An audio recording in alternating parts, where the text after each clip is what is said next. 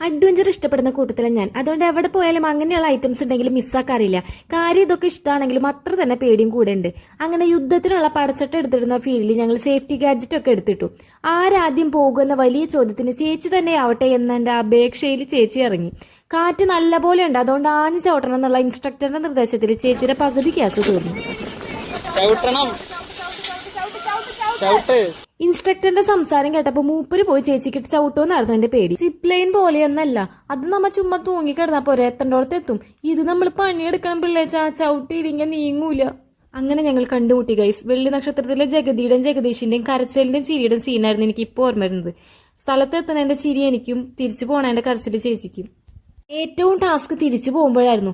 എന്റെ അമ്മയെ ഒടുക്കത്തെ കാറ്റായിരുന്നു. ചവിട്ടിയിട്ടും നീങ്ങണേ ഉണ്ടായിരുന്നില്ല. കാറ്റടിച്ച് പറന്നു പോവാന്നായിരുന്നു എന്റെ പേടി. അവസാനം ഇതൊക്കെ കണ്ടും വീഡിയോ എടുത്തിരുന്ന അളിയനും ലാസ്റ്റ് കളത്തിലോട്ട് ഇറങ്ങി.